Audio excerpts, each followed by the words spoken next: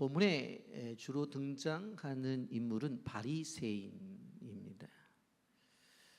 우리는 성경에 바리새인이 나오기 때문에 이분들이 어떤 사람들인가 생각을 해봅니다만은 이 사람들을 생각하는 생각에 있어서 시작은 어떻게 시작을 했고 그들의 모습은 어떠했고 그들은 어떻게 생활했는지 객관적으로 우리가 이해할 필요가 있습니다.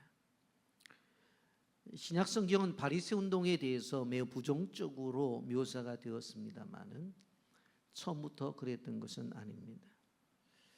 누가복음 11장에서 예수님께서는 바리새인들에게 화가 있을 것이라고 경고를 하셨습니다. 하지만 바리새 운동의 기원을 보게 되어지면 유대인들에게 있어서 사회적으로, 종교적으로, 정치적 상황 속에서 순수한 의도를 가지고 이 바리새 운동이 시작된 것을 보게 되었습니다. 그런데 시간이 지나면서 그들이 변질이 된 것입니다. 예수님 시대의 바리새인들은 종교적 위선과 그리고 사회적 불의에 깊이 빠져 있었습니다. 오늘 우리는 이 바리새인의 기원과 장점 그리고 그들의 변질된 모습을 보면서 우리가 말씀을 통해 은혜를 받고자 합니다. 바리새파는 기원전 2세기경 헬레니즘 시대에 유대 시대에 등장을 했습니다. 셀루코스의 황조의 안티코스 4세인 에피파네스가 유대교를 탄압하고 그리스도 문화를 강요하자 유대인들은 신앙의 정체성을 지키기 위해서 엄청난 노력을 합니다. 어떻게 하든지 간에 이 신앙을 지켜야 되겠다. 그래서 시작된 것이 바로 이 바리새 운동입니다. 그래서 바리새인들은 가장 중요하게 생각했던 것이 말씀이었습니다. 율법이었습니다. 그리고 그 율법을 해석하고 그 율법을 지킴으로 자신들의 민족의 정체성과 신앙을 지키려고 생각을 했고 노력을 했습니다. 단순히 율법이라고 하는 것은 단순한 것이 아니라 삶의 전 영역 속에서 임해야 되는 것들이라고 생각을 해서 바로 이 율법을 가지고 도덕적이고 윤리적인 것들을 기준 삼고 진행을 했던 것을 바라볼 수가 있습니다. 그리고 자기들뿐만 아니라 이 율법을 많은 사람들에게 가르쳤습니다. 너무나 시작이 좋았습니다. 그리고 말씀대로 살아간다고 하는 그 시작도 좋았고 그것이 적용될 때 너무나 좋았어요. 그런데 초기의 순수함이 상실되어져 버리고 이제 변질되어져 갔습니다. 이들이 세 가지로 큰 문제점이 드러나기 시작했습니다. 첫째는 율법주의에 빠졌습니다.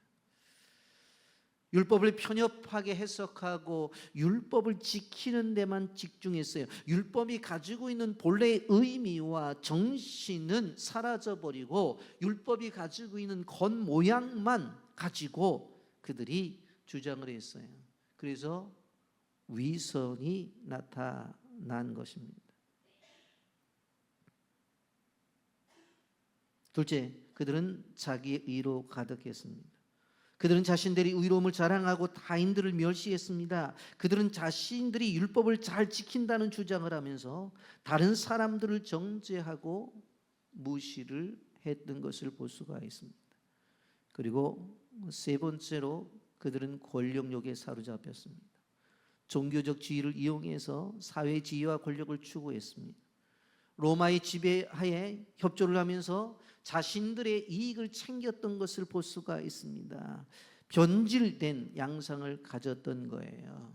그래서 오늘 본문에 보면 예수님이 강하게 화 있을진저 하면서 42절, 43절, 44절, 47절, 52절에 6번이나 반복을 합니다. 화가 있다, 화 있을진저, 헬라어로 우아이라는 단어를 씁니다. 단순한 저주나 감정의 분노가 아니라 임박한 재앙과 심판을 예고하는 것입니다. 그러므로 화 있을진저는 저주가 아니라 회개를 촉구하며 회개 기회를 주시는 강력한 메시지였던 것입니다. 영상을 보고 말씀 계속하겠습니다. 하나님은 영이시니 예배하는 자가 신령과 진정으로 예배할지니라. 요한복음 4장 24절 말씀. 스코틀랜드인 에릭 리델은 캠브리지 대학 시절 수많은 영국인들의 기대를 한 몸에 받고 1924년 파리 올림픽에 출전할 100m 영국 육상 대표 선수로 선발되었습니다. 영국 국민들은 100m 종목의 가장 유력한 금메달 후보인 그의 우승을 확신했습니다. 그런데 100m 예선이 일요일에 열리는 것으로 확정되자 에릭 리델은 조용한 장소를 찾아가서 기도하는 시간을 가졌습니다. 그리고 에릭 리델은 돌연 출전 포기를 선언했습니다. 에릭 리델은 주님과 함께하는 주의 예배를 드리지 않는 것은 있을 수 없다고 생각했습니다. 이 일이 알려지자 큰 파장이 일어났습니다. 많은 영국인들은 그의 출전 거부를 안타까워했고 영국의 황태자까지 그를 설득하기 위해 찾아왔습니다.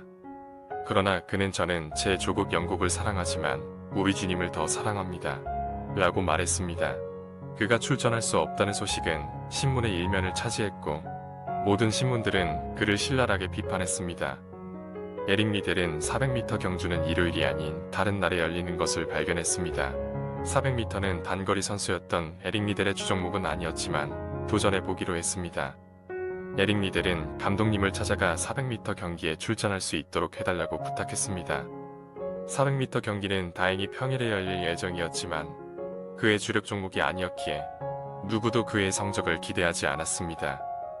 경기가 시작되기 전 그의 팀 마사지 담당자가 에릭에게 종이 쪽지를 건네주었습니다. 그 쪽지에는 성경은 나를 존중히 여기는 자를 내가 존중히 여기고라고 말씀하고 있습니다. 끝까지 최선을 다하시길 바랍니다라고 쓰여 있었습니다. 에릭은 결승전에서 달릴 때 그 말씀과 함께 달렸습니다. 그는 속력을 최대한 끌어올리기 위해 있는 힘을 다했습니다. 에릭은 다른 선수들보다 앞서서 달렸고 마침내 금메달을 획득했습니다. 그가 달성한 기록은 이후 수년 동안 깨지지 않았습니다. 이 이야기는 1981년 아카데미상의 주요 부문을 휩쓸었던 영화 브레전츠 올림픽 육상 금메달리스트인 에릭 리델의 시간을 바탕으로 한 스포츠 영화입니다. 이 영화는 올림픽에서의 금메달보다 자신에게 더 소중한 것을 위해서 타협하기를 거절하고 모든 확신을 따라 행동했던 겸손한 스코틀랜드의 한 올림픽 선수를 통해 하나님은 자신을 존중히 여기는 자를 어떻게 존중히 여기시는지를 보여주었습니다. 에릭이 그렇게 비난을 받으면서도 지키려고 애썼던 주의 예배, 여러분은 얼마나 소중하게 여기시며 지키고 계신가요? 기름을 다 사용한 자동차가 주유소에 들러 기름을 다시 가득 채우는 것처럼 우리는 예배를 통해서 영성을 가득 채우는 시간을 가집니다. 하루하루 살아갈 수 있는 힘을 하나님께 받는 시간입니다. 하나님은 영이시니 예배하는 자가 신령과 진정으로 예배할지니라. 요한복음 4장 24절 말씀. 오직 주께서 영광 받으시는 신령과 진정으로 예배드리는 우리가 되길 소망합니다.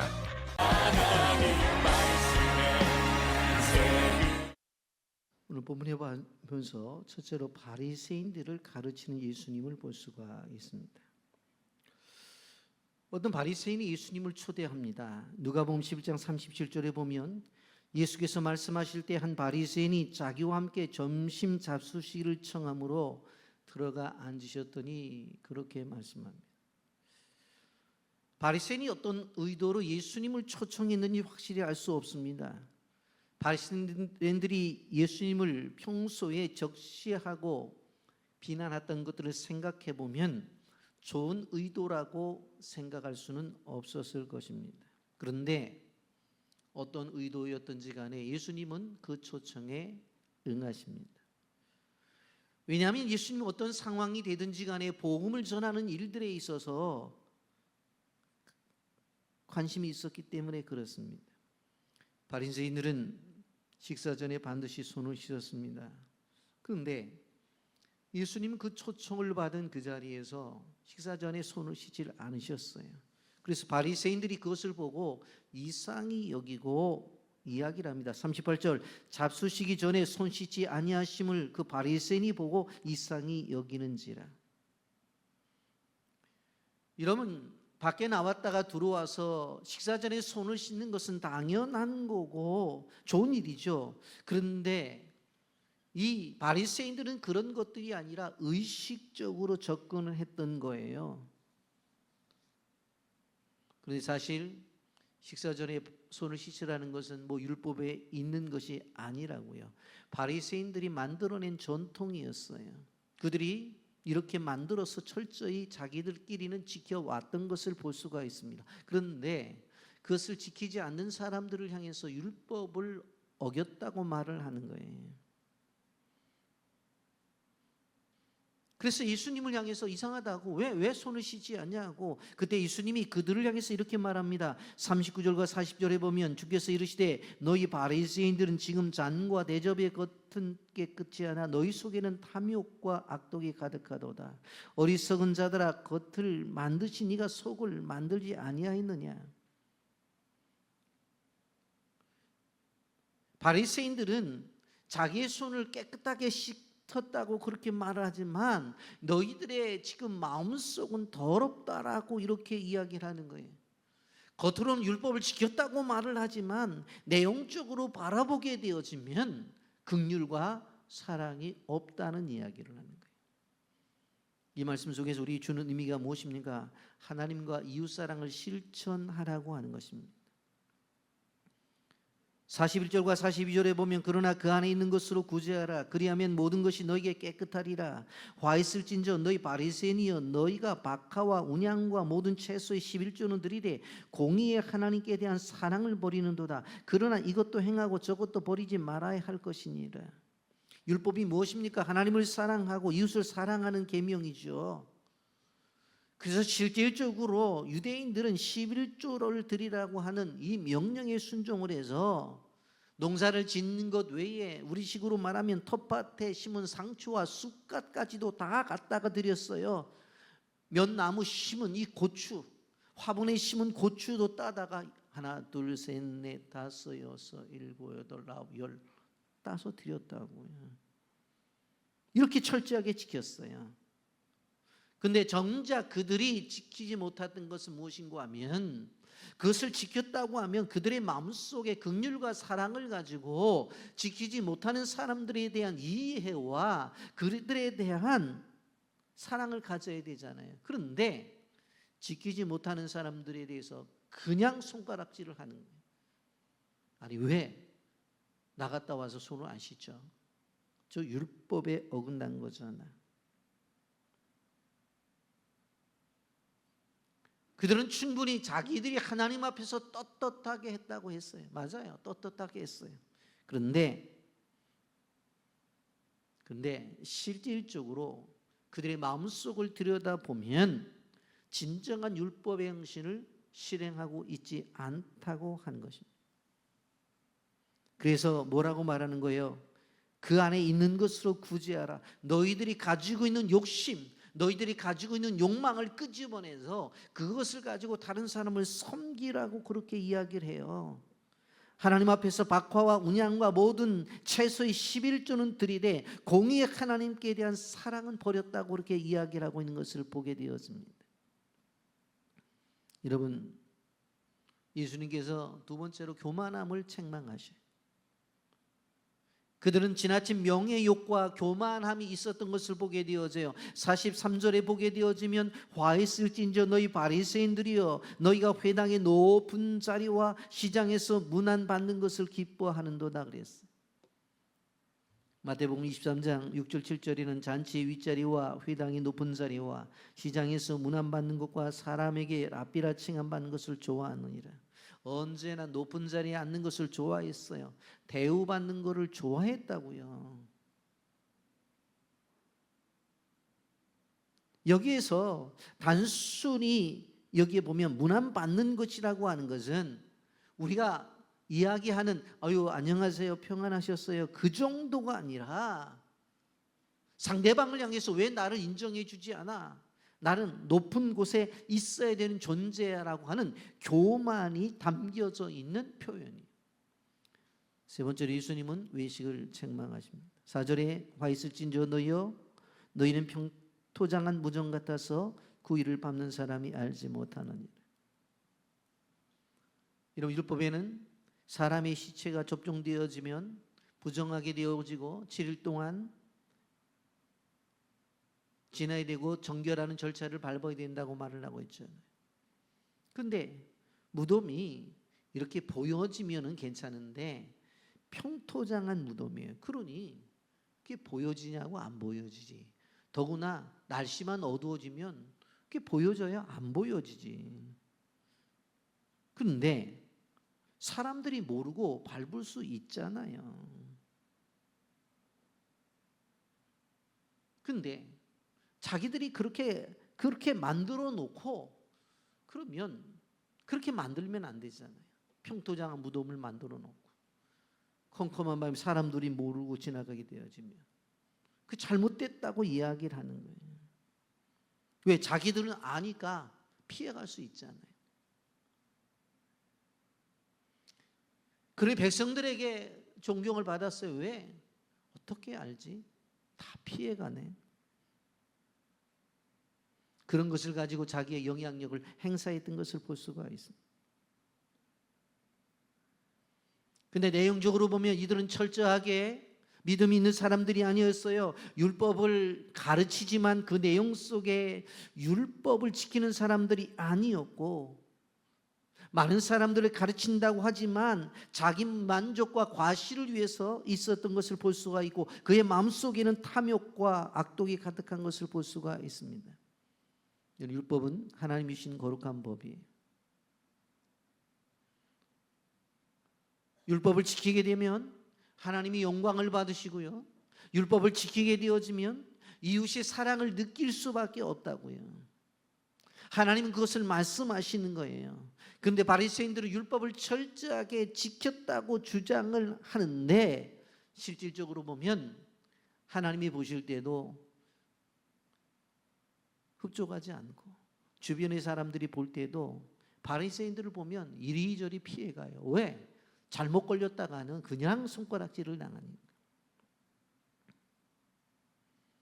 이런 바리새인들이 외식한다고 말을 했는데, 외식이라는 말은 배우가 무대에서 가면을 쓰고 어떤 역을 연기하는 것을 가리켰어요.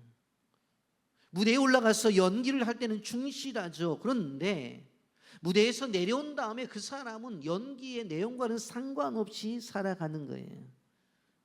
바리새인들이 이와 같았던 거예요. 그냥 자신들이 맡았던 연기에 충실했을 뿐이에요. 그들의 종교 생활과 그들의 율법 준수는 그들이 맡았던 배역일 뿐이었어요. 그들이 맡았던 것들은 그들의 인격과 전혀 영향을 끼치지 못했어요. 그렇기 때문에 위선이라고 그렇게 말을 하는 것입니다. 바리새인들을 가리켰던 예수님이 율법 교사들을 또 가르칩니다. 45절에 보면 한 율법 교사가 예수께 대답해 이르되 선생님 이렇게까지 말씀하시니 우리까지 모욕하십니다.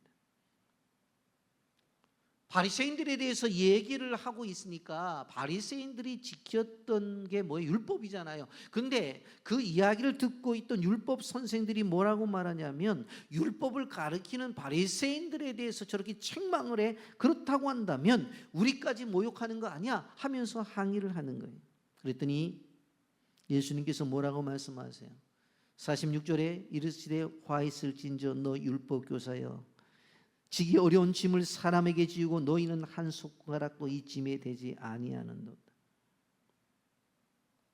율법 교사들은 율법을 연구하는 그런 사람들로서 좀 더 잘 지키게 하겠다는 명목 아래 세칙을 많이 만들었어요. 세분하던 조문을 만들었는데 무려 13가지를 만들어서 사람들에게 요구를 했습니다. 그런데 그것을 사람들이 읽기도 힘들고 읽고 이해하기도 힘들고 더 나아가서 암기하기도 힘든 거예요. 율법 교사들이 율법을 지금 만든다고 세칙을 만든 것은 잘 실천할 수 있도록 만든 것이 아니라 오히려 실천하기 어렵게 만드는 거예요. 그리고는 자신들도 안 지켜요. 내로남불입니다. 우리가 꼭 아셔야 되는 것은 하나님을 섬기는 일은 어려운 것이 아닙니다. 축복이고 특권이고 영광입니다. 자꾸 하나님의 말씀대로 살아가는 것이 어렵다고 생각해서는 안 돼요. 쉬운 거란 말이에요. 그래서 은혜의 보좌 앞에 나가서 거룩하신 전능하신 그 영광스러운 그 주님 앞에 나가서 그 주님을 만나 뵙고 우리가 살아갈 때에 세상 속에 있는 모든 짐들을 주님이 맡아주시기 때문에 우리는 쉽고 가벼운 인생을 살아갈 수가 있다고 하는 것입니다. 근데 율법 교사들은 끊임없이 만들어서 무거운 짐을 지게 해 주려고 했던 것입니다. 후에 유대인들의 모습을 바라보게 되어지면 이미 살았던 선지자들의 무덤을 만들어 치장을 하죠. 선지자들이 백성들의 죄를 지적하고 책망하면서 하나님의 심판을 경고했다는 이유 때문에 그랬어요. 47절에 보면 화 있을진저 너희는 선지자들의 무덤을 만드는도다. 그들을 죽인 자도 너희 조상이로다. 지금 일어나고 있는 이 현실은 과거에도 있었던 일이라고 하는 것이에요. 유대인들은 조상들이 선지자를 죽인 일들에 대해서 애석하게 생각을 했어요. 그 선지자들이 말씀을 전하고 선지자들이 하나님께 주신 계시를 이야기하게 될 때 주변의 수많은 사람들로부터 핍박을 받고 죽지 않았느냐. 그래서 그들이 비석도 없이 죽은 거 정말 안타깝다 우리 선배들인데 하면서 비석을 세워주는 거예요. 48절 보세요. 이와 같이 그들은 죽이고 너희는 무덤을 만드니 너희가 너희 조상이 행한 일의 증인이 되게 옳게 여기는도다.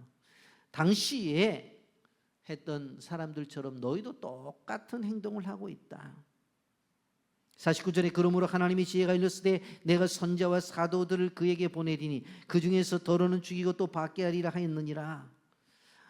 생각을 해봐라. 최고의 선지자였던 세례 요한도 죽이고 하나님의 아들이었던 예수 그리스도까지 핍박하고 죽이지 않았느냐. 너희들이 그 행동을 똑같이 하고 있다는 것입니다. 50절 51절에 창세 이후로 흘린 모든 선자의 피를 이 세대가 담당하되 곧 아벨의 피로부터 제단과 성전 사이에 죽임을 당한 사가라의 피까지 하리니 내가 너희에게 이르노니 과연 이 세대가 담당하리라. 당시에 살아가고 있던 율법 교사들이 사실은 그 말씀을 제대로 가르쳐서 백성들이 하나님 안에서 살아가게 했어야 됨에도 불구하고 그러지 않고 자꾸 무겁게 만들었어요. 그래서 52절에 아주 냉정하게 이렇게 말씀을 합니다. 화 있을진저 너희 율법교사여 너희가 지식의 열쇠를 가져가도 너희가 들어가지 않고 또 들어가고자 하는 자도 막았느니라. 너희도 안 들어가고 들어가고 하는 자도 막아버렸어. 이게 말이 되냐? 율법 교사들은 율법에 정통하고 율법의 해석에 능통한 사람이었어요. 그래서 백성들을 가르치는 일들에서 전문적인 사람이었어요. 그래서 어려운 율법을 잘 가르쳐서 그들이 순종해서 하나님 나라에 들어가게끔 해야 되는데 딱 키를 잡고 어떻게 해요? 자기들도 안 들어가고 들어가는 사람을 다 막고 있다고 하는 것입니다. 마태복음 23장 13절에 이렇게 말씀했습니다. 화 있을진저 외식하는 서기관들과 바리새인들이여 너희는 천국문을 사람 앞에서 닫고 너희도 들어가지 않고 들어가려 하는 사람도 들어가지 못하게 하는도다. 얼마나 무서운 이야기입니까? 자기도 안 들어가. 그리고 들어가려고 하는 사람도 다 길을 막고 있어요. 예? 근데 이렇게 말씀하면 순종해야 되잖아요. 그렇지 않아요. 아 그렇구나 깨달았고. 근데 그렇지 않아요. 53절 54절에 보세요. 거기서 나올 때에 서기관과 바리새인들이 거세게 달려들어 여러 가지 일을 따져 묻고 그 입에서 나오는 말을 책 잡고자 하여 노리고 있더라 그랬어요. 아무리 이야기해도 회개할 줄 모르는 사람은 소망이 없어요. 누구나 죄를 지을 수 있죠. 세상에서 원죄를 가지고 태어난 사람 가운데서 죄를 지지 않는 사람이 어디 있어요? 근데 회개할 줄 모르는 사람들이 있다는 거예요. 여러분 사람과의 관계 속에서 여러분들 아셔야 되는 부분이 뭐냐면 자기 의에 살아가는 사람들은요, 절대로 죄송합니다, 아유 제가 실수했습니다, 그런 말을 해요. 뭐 잘못했습니다 라는 말을 하기 힘들더라도 아유 제가 조금 생각이 짧았습니다, 그렇게 우회적으로라도 표현을 해야 돼요. 근데 목사님들 세계 속에서도 보면 분명히 잘못했어요. 근데 뭐 일을 하다 보면 그럴 수도 있지. 그래 넘어.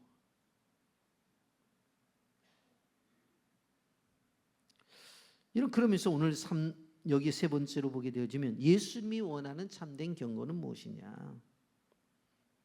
누가복음 11장은 바리새인들의 위선과 외식을 비판하는 예수님의 말씀으로 가득 차 있죠. 예? 율법 선생들을 비판하잖아요. 그 중심이 무엇입니까? 겉모습이 아니라 마음의 변화와 진정한 회개가 중요하다고 하는 것을 우리는 기억해야 되는 것입니다. 제가 교회에서 뭐 청소를 하거나 또 어떤 사역을 하는 데 있어서 사역에 열정이 있는 우리 집사님 권사님들을 볼 때 웃으면서 아유 권사님 너무 착해요 그러면 웃으면서 저 그래요. 목사님이 제 실체를 몰라서 그래요. 참 감사한 얘기죠. 나는 몰라도 좋아요. 내가 그거 알아서 뭐 하겠어? 예? 내가 그 목사지만 그걸 알아서 뭐 하겠냐고. 그분의 실체를 알아서 뭐 하겠어요. 오늘날 교회 나와서 이렇게 예배 드려지고 설교 시간에 웃어주면 땡큐지. 저는 그거면 되는 거야. 실체는 본인이 하나님과의 관계 속에서 아는 거거든요. 그렇잖아요. 그걸 자꾸 캐물으려고 그러지 마세요. 예를 들어서 아유 제 실체를 몰라서 그래요. 집사님 권사 실체가 뭔데 고백해봐 그러지 말라. 그냥 그러면 그러나 보다 그렇게 아는 거예요. 그러면서 그렇게 얘기하면 내 실체는 뭔가 그렇게 생각해 봐야 되지. 여러분 세상에서 가장 거룩하고 경건하고 존경받고 칭찬받아야 될 집단이 어디예요? 교회. 교회는 거룩한 공동체. 그리고 세상에서 칭찬받고 존경받고 인정을 받아야 될 경건한 그 공동체 안에 있는 교인들이 그런 모습이 보여져야 되잖아요. 그런데 왜 세상으로부터 교회가 비난받고 손가락질을 받아요? 왜 그런 아픔을 당하냐고. 교회가 선한 영향력을 끼치지 못하는, 선한 영향력을 끼치지 못하는. 마태복음 5장 16절에 분명히 이렇게 말하잖아요. 이같이 너희 빛이 사람에게 비치게 하여 그들로 너희 착한 행실을 보고 하늘에 계신 너희 아버지께 영광을 돌리게 하라. 사람에게 비치라고 그래요. 사람에게. 다른 사람에게 내가 예수 그리스도를 믿는 믿음의 사람으로 비춰져야 된다는 거예요. 내가 성도라는 것이 비춰져야 된다고 하는 거예요. 내가 교회 권사라는 것이 비춰져야 된다는 거예요. 제가 가끔 그럽니다만은 요즘은요 교회 안 나가는 권사님들이 왜 그렇게 많은지 몰라요. 이름은 직분은 권사래. 근데 교회는 안 나가. 물론 권사 직분을 받을 때는 잘했겠지. 그러니까 직분을 받았겠지. 길에 가는 사람 붙잡아다가 권사님 되십시오라고 말은 안 했겠지.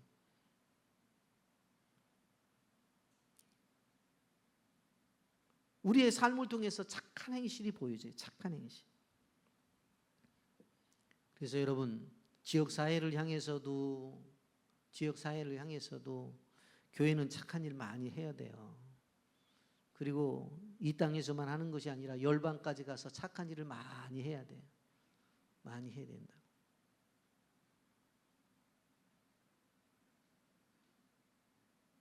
바리새파 사람들은, 율법의 교사들은 주님을 믿고 주님을 가르친다고 하면서 그런 것이 없었어요. 그러면 주님이 원하시는 참된 경건은 무엇이냐? 어디서부터 나와야 된다는 거예요? 속으로부터 나와야 된다고 하는 것입니다. 속사람, 그 성품이 달라야 된다고 하는 것입니다. 여러분 우리가 예수를 믿는다고 해서 주일마다 교회 나가고 예배 시간마다 빠지지 않고 앉아있고 교회 사역에 동참하는 것 중요하죠. 그러나 그 마음이 예수님을 닮아가고 있지 않다고 한다면 그는 이 시대의 바리새라는 거예요. 우리 신앙생활은 겉과 속이 일치가 되어져야 된다는 거예요. 위선과 외식의 신앙생활이 되어서는 안 된다고 하는 거예요. 항상 우리는 사람이 보는 것이 아니라 우리를 꿰뚫어 보시는 하나님을 기억하고 그 하나님이 우리를 바라보고 있다는 것을 기억해야 돼요. 하나님 그렇게 말씀하세요. 겉만 단정하지 말고 속 사람을 단정하게 해라.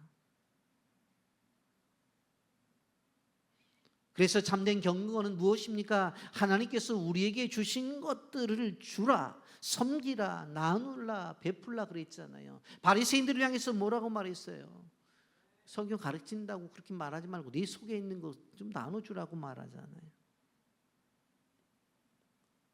행동을 요구하는 거예요. 예수님은 저들의 이기적인 삶을 안타까워하는 거예요. 여러분, 겉이 정말로 깨끗하다고 말한다면 그 속을 한번 보자. 다른 사람을 생각한다고 한다면 어떠한 율법에 어긋나는 행동을 한다 하더라도 손가락질을 하기 전에 왜 저랬을까 하는 다른 사람을 이해할 수 있는 마음을 가져야 되지 않느냐. 이것이 필요하다는 거예요. 이렇게 다른 사람을 이해하고 다른 사람의 헌신을 인정을 하고 나가는 공동체가 되어질 때에 그 공동체가 하나님의 나라요, 예수님의 나라라고 하는 것입니다.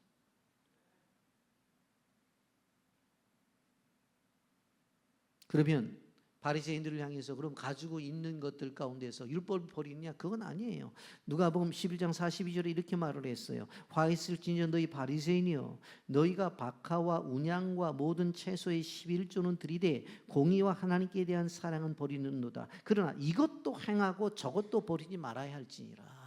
그들이 지금까지 행해왔던 것들 가운데서 하나님의 말씀에 준해서 순종했던 것들은 하라는 얘기예요. 하지 말라는 얘기가 아닌데 그것과 함께 다른 사람을 이해하며 나가야 된다고 하는 것입니다. 예수님의 삶을 보십시오. 예수님은 우리의 짐을 짊어지셨어요. 그리고 우리가 주님 안에서 쉴 수 있는 공간을 만들어 놓으셨어요. 마태복음 11장 28절부터 30절에 보면 수고하고 무거운 짐진 자들아 다 내게로 오라. 내가 너희를 쉬게 하리라. 나는 마음이 온유하고 겸손하니 나의 멍에를 메고 내게 배우라. 그리하면 너희 마음이 쉼을 얻으리니 이는 내 멍에는 쉽고 내 짐은 가벼움이라. 그걸 어디서 완성하셔요? 십자가에서 완성하시죠. 수고하고 무거운 짐을 진 사람들을 내게로 오라고 그랬어요. 내가 너희를 쉬게 한다고 그랬어요. 예수님의 십자가는 뭐예요? 다른 사람의 죄를 대신 짊어지신 거잖아요. 그렇기 때문에 예수님 앞에 오면 우리가 가벼움을 느껴요. 왜? 내가 가지고 있는 그 수고하고 무거운 짐을 주님이 짊어지셨으니까. 만약 예수님 앞에 와서도 그것을 무겁게 느낀다면 아직까지 주님을 진정으로 잘 믿는 사람이 아니라고 하는 것입니다. 그래서 예수님의 십자가가 우리 삶의 쉼터라는 거예요. 그 속에 가면 쉴 수가 있어요. 여러분 인생을 살아가면서 힘들고 어려운 일들이 얼마나 많아요. 그런 것이 있을 때마다 십자가를 묵상하세요. 십자가를 묵상. 육신에 아픔이 있어요. 병원에서도 도무지 어떻게 할 수가 없대요. 근데 주님 말씀하셨잖아요. 채찍에 맞음으로 너희는 나음을 입었다. 십자가 앞에 가시라니까. 그러면 육체적인 질병 속에서도 쉼이 찾아오는 거예요. 그리고 하나님께서 내게 주신 은혜가 있다면 그 누구에게도 구제의 손과 자비의 손과 자선의 손을 내밀어야 돼요. 여러분, 나는 나의 짐만 벗는 것이 중요한 것이 아니라 나를 통해서 다른 사람의 짐도 벗게 해주는 것이 중요하다는 거예요.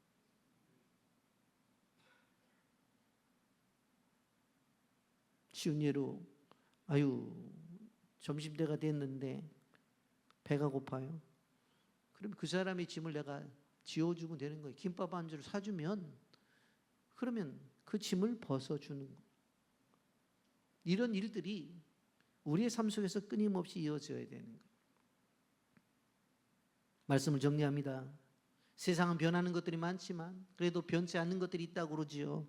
금은 아무 시간이 지나도 변하지 않는다고 말하죠. 그래서 금은 귀하고 비싼 거예요. 우리가 우리 자신이 가치 있고 귀한 존재로 만들기 위해서는 어떻게 해야 되는 줄 아세요? 그거는 말씀 앞에 변하지 않는, 상황에 따라서 움직이지 아니하는 하나님의 말씀대로 살아가는 존재가 되어질 때에 그건 귀하게 인정을 받는다고 하는 것입니다. 여러분, 말씀을 정리하면서 첫째로 끊임없이 하나님과의 깊은 교제를 통해 변치 않는 신앙인이 되시기를 주님의 이름으로 축복합니다. 두 번째로 주변 사람들에게 늘 사랑과 섬김으로 되어줘야 된다고 하는 것입니다. 세 번째로 자신의 연약함을 인정하고 늘 하나님 앞에 늘 인정하는 그런 삶이 되시기를 바랍니다. 참된 경건이라고 하는 것은 변하지 않는 금처럼 고귀하다는 사실을 기억하면서 바리새인처럼 변질된 신앙이 아니라 끊임없는 기도와 말씀 묵상과 이웃사랑과 선교를 통해서 하나님께서 우리에게 주신 사랑을 실천하는 하나님의 종들이 되시기를 예수님의 이름으로 축복합니다. 아멘.